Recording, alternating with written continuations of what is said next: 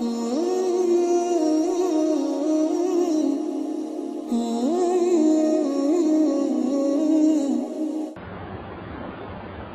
لله وحده والصلاة والسلام على من لا نبي بعده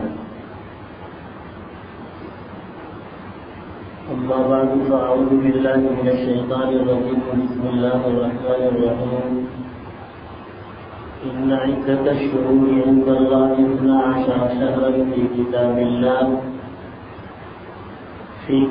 الله يوم خلق السماوات والأرض منها 4 حرم صدق الله العظيم. اللہ تبارک و تعالی نے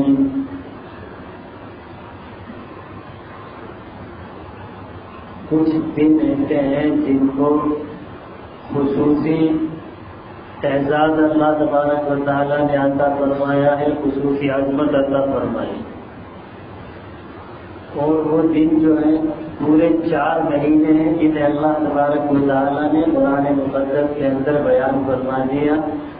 مہینوں کی تعداد جس دن سے اللہ تبارک و تعالی نے زمانے کو پیدا کیا ہے اسی دن سے اللہ تبارک و تعالی نے مہینوں کی تعداد 12 ہے. ان عدت الشہور عند اللہ 12 شہرا فی کتاب اللہ منها 4 حرم، ان میں 4 مہینے حرمت والے مہینے. وہ 4 مہینے کون سے ہیں؟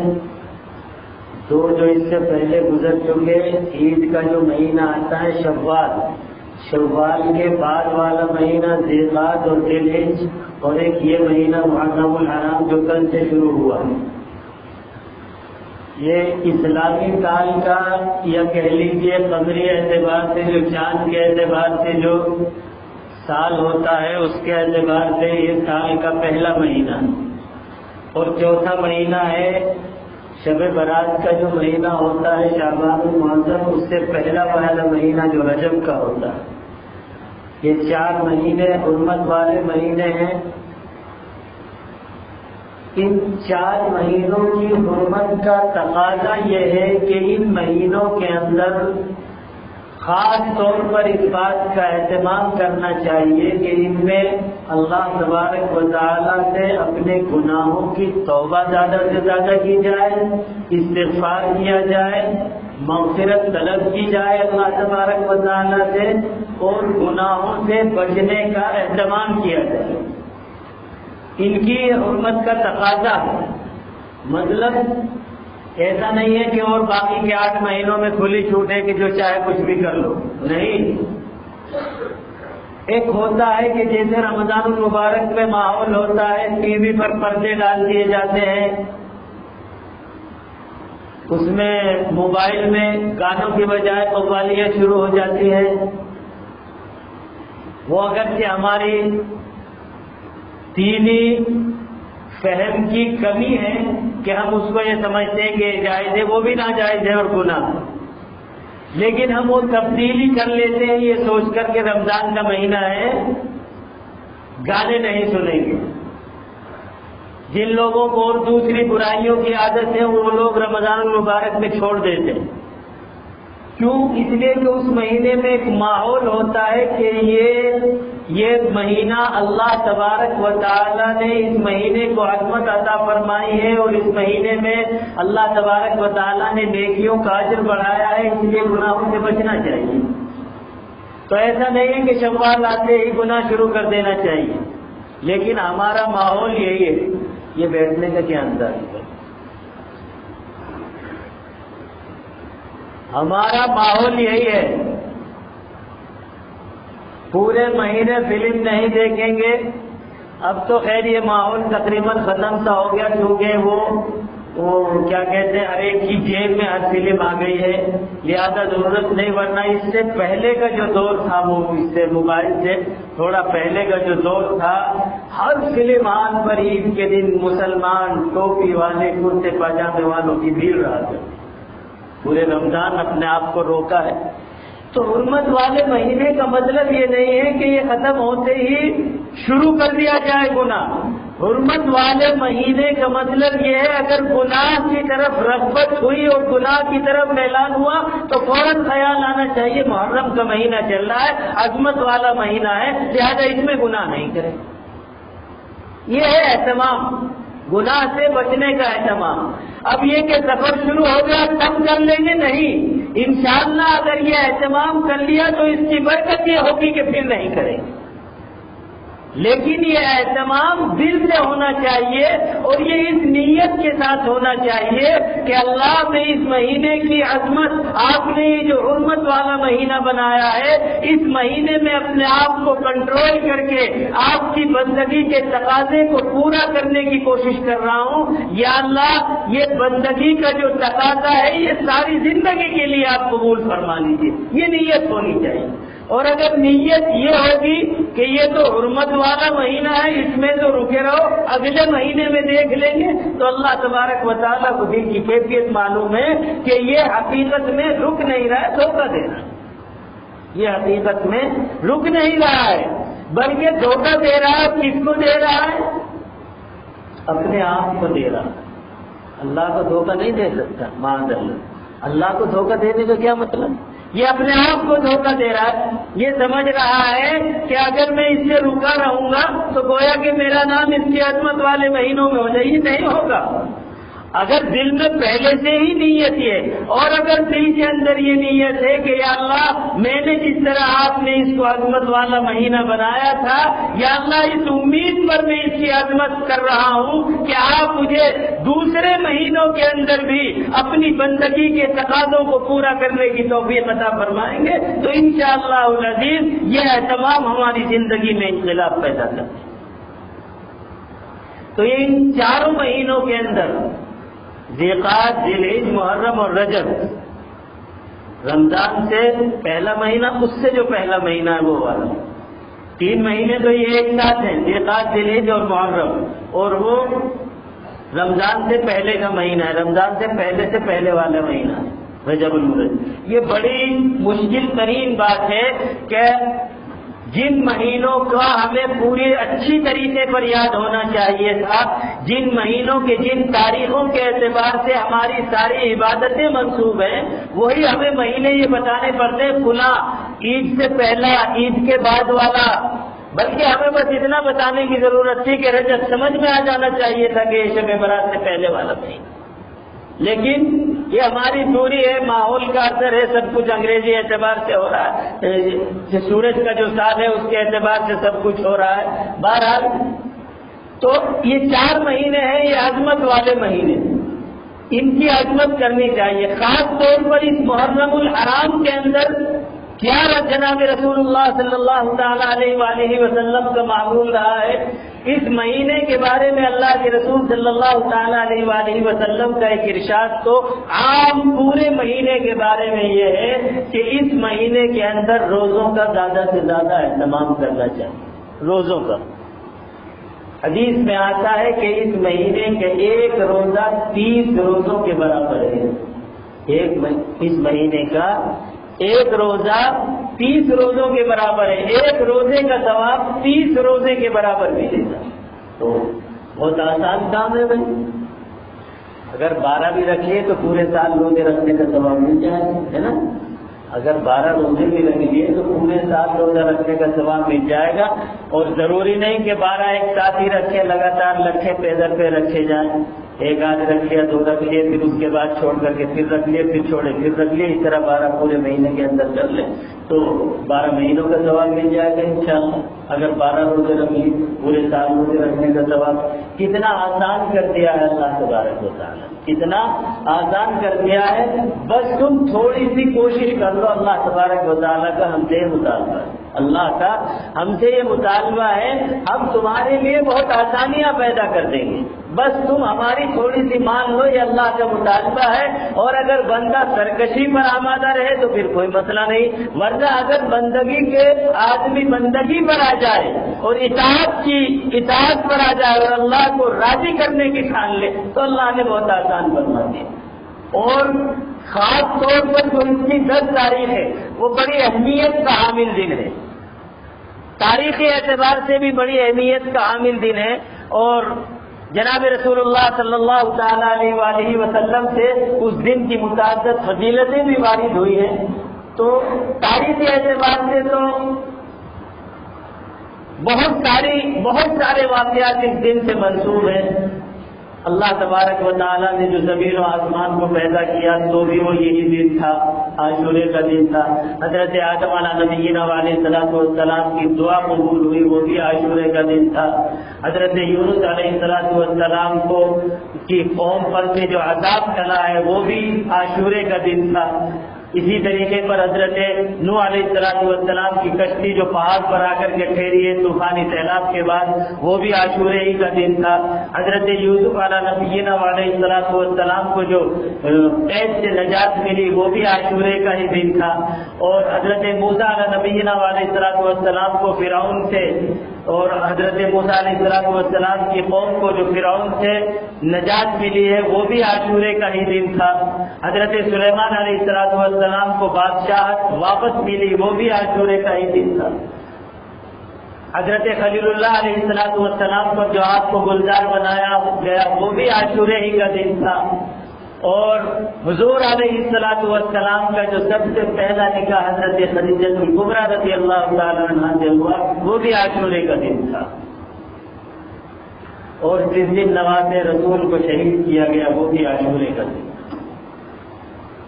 اس دن کی خاص اہمیت تاریخی اعتبار سے بھی ہے، اور اس دن کی عظمت جناب رسول اللہ صلی اللہ تعالی علیہ وآلہ وسلم کے اعلان نبوت سے پہلے بھی قریش کے اندر موجود تھی، اور قریش بھی اس دن کا اہتمام کیا کرتے تھے، اور اس دن کا اہتمام قریش روزہ رکھ کر کے کیا کرتے تھے. حضور علیہ السلام کا بھی معمول یہ تھا کہ جو قریش ملت ابراہیمی کا جو کام اچھے کام جو کرتے تھے ملت ابراہیمی کی طرف منسوخ کر کے قریش، حضور علیہ السلام بھی ان کاموں میں شریک ہوتے تھے، دوسروں کو حکم نہیں دیتے تھے. مثال کے طور پر روزہ رکھنا، یہ روزہ اللہ کے رسول صلی اللہ تعالیٰ علیہ وسلم بھی رکھتے تھے لیکن دوسروں کو حکم نہیں دیتے تھے. اسی طریقے پر حج بھی لوگ کیا کرتے تھے، ملت ابراہیمی پر جتنے بھی لوگ تھے وہ سارے کے سارے حج کیا کرتے تھے. حضور علیہ السلام بھی حج میں شریک ہوتے تھے لیکن دوسروں کو حکم نہیں دیتے تھے. اس وقت تک حج اس امت پر فرض نہیں ہوا تھا. تو حضور علیہ السلام کا معمول مکہ مکرمہ میں جب تک آپ تھے ہجرت سے پہلے ہمیشہ اس میں روزہ رکھنے کا تھا، لیکن دوسروں کو حکم نہیں فرماتے تھے. اور جب مدینہ منورہ آ گئے تو پھر آپ نے اس کا اہتمام اتنا بڑھا دیا کہ دوسروں کو بھی حکم فرمایا. اور ایک مرتبہ تو اس طریقے پر تاکید حکم دیا کہ حضور علیہ السلام نے ایک صحابی سے کہا کہ جاؤ مدینے میں اعلان کرو اور آس پاس کی بستیوں میں بھی اعلان کرو عاشورے کے دن، اسی تک محرم کے دن میں، کہ جس نے صبح سے کچھ کھایا پیا نہیں ہے وہ روزہ رکھ لے، اور جس نے کھا پی لیا ہے وہ شام تک اب روزے کی طرح رہے، کچھ کھائے پیے نہیں. تو اس طریقے پر اہتمام فرمایا جناب رسول اللہ صلی اللہ تعالی علیہ وآلہ وسلم نے اس روزے کا. اور اسی بنا پر بعض حضرات محدثین نے لکھا کہ رمضان کے روزوں سے پہلے یہ روزہ فرض تھا. بہرحال فرض ہو یا نہ ہو، اور فرضیت اگر رہی بھی ہوگی تو رمضان کی فرضیت کے بعد فرضیت تو منسوخ ہو گئی. لیکن اللہ کے رسول صلی اللہ تعالیٰ علیہ وآلہ وسلم کہتے ہیں کہ نفلی روزہ، حضرت ابن عباس رضی اللہ تعالیٰ کی حدیث سے فرماتے ہیں کہ اللہ کے رسول صلی اللہ تعالیٰ علیہ وآلہ وسلم کو نفلی روزوں میں جتنا اہتمام اس دن کے روزے کا کرتے ہوئے دیکھا کسی اور دن کے روزے کا کرتے ہوئے نہیں دیکھا. تو ایک تو کام یہ ہے کہ اس دن خاص طور پر روزہ رکھنا چاہیے. اللہ کے رسول صلی اللہ علیہ وآلہ وسلم نے فرمایا کہ اس دن کا ایک دن کا روزہ پچھلے پورے سال کے گناہوں کے کفارہ پچھلے پورے سال کے گناہوں کا کفارہ بن جائے گا، سارے گناہوں کی معافی کا ذریعہ بن جائے گا. ایک سال کے گناہ معاف ہو جائیں گے ایک روزے سے. اور ابن ماجہ کی حدیث میں ایک سال پہلے کے اور ایک سال بعد کے بھی، ایک سال پہلے کے بھی اور ایک سال بعد کے بھی 2 سال کے روزوں کے گناہ معاف ہو جائیں گے. 2 سال کے روزوں کے گناہ معاف ہو جائیں، 2 سال کے گناہ معاف ہو جائیں گے اس ایک روزے کے بدلے میں. تو اس کا کتنا اہتمام کرنا چاہیے. اللہ کے رسول صلی اللہ تعالی علیہ وسلم نے اہتمام فرمایا اور اس کی برکت بھی بتا دی، بشارت بھی بتا دی کہ فائدہ یہ ہوگا اس سے، تو ہمیں خاص طور پر اہتمام کرنا چاہیے۔ لیکن اللہ کے رسول صلی اللہ تعالی علیہ وسلم نے کہ صحابہ کرام نے کہا یا رسول اللہ اس دن یہود بھی روزہ رکھتے ہیں اور ہم بھی روزہ رکھتے ہیں، تو روزے سے مشابہت ہو جاتی ہے۔ روزے آپ نے تو کہا کہ یہود کی مخالفت کرو، تو اللہ کے رسول صلی اللہ علیہ وسلم نے فرمایا اگر آئندہ سال آئے گا تو ہم 9 تاریخ کا روزہ ملا کر کے رکھیں، ہم 9 کا بھی روزہ رکھیں۔ تو اس سے اللہ کے رسول صلی اللہ علیہ وسلم نے ساری زندگی 10ویں کا رکھا ہے۔ اگلے سال کے لیے آپ نے ارادہ فرمایا کہ ہم 1 روزہ اور ملا لیں گے اس کے ساتھ، لیکن وہ اگلا سال نہیں آیا اور حضور علیہ الصلوۃ والسلام اس دنیا سے قطع کر گئے۔ لیکن اللہ کے رسول نے یہ منشا ظاہر کی تھی، اس لیے حضرات محدثین علیہم الرحمہ فرماتے ہیں اب سنت یہ ہے کہ 2 روزے رکھنے چاہیے، یا تو 9-10 کا یا 10-11 کا، یہ افضل ترین طریقہ۔ اور حضرت علامہ انور کشمیری رحمۃ اللہ علیہ نے فرمایا کہ 3 روزے افضل ہیں، 1 دن پہلے کا ملایا جائے، 1 دن بعد کا ملایا جائے، سب سے افضل طریقہ یہ ہے۔ اور دوسرا طریقہ یہ ہے کہ 9-10 کا رکھا جائے، اس سے کم افضل ہے۔ اور سب سے کم افضل درجہ یہ ہے کہ 10ویں کا روزہ رکھ لیا جائے، 1 دن کا روزہ رکھا جائے، تب بھی سنت ادا ہوگی۔ اللہ کے رسول نے سارے سال 10ویں کا روزہ رکھا، اللہ کے رسول نے سارے سال 10ویں کا روزہ رکھا، ساری زندگی 10ویں کا روزہ رکھا ہے، اس لیے 10ویں کا روزہ رکھ لیا جائے تو بھی انشاءاللہ العزیز سنت ادا ہوگی اور وہ فضیلت حاصل ہو۔ افضل درجہ یہ ہے کہ 2 رکھ لیں، اگر 2 نہیں رکھ سکتے تو 1 ضرور رکھ لیں، انشاءاللہ العزیز اس کی بہت بڑی برکت حاصل ہوگی۔ یہاں ایک بات اور عرض کرنا چاہتا ہوں، یہ عبادت ہے روزہ رکھنا، عبادت ہے روزہ رکھنا۔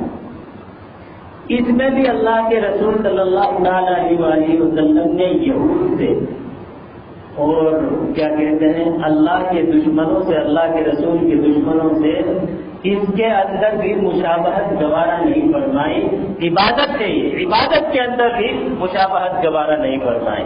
ہمارے نوجوان خاص طور پر ہمارے نوجوان اس بات کا دھیان رکھیں کہ اللہ کے رسول نے اللہ کے دشمنوں کی مخالفت کا اہتمام عبادات کے اندر بھی کیا ہے۔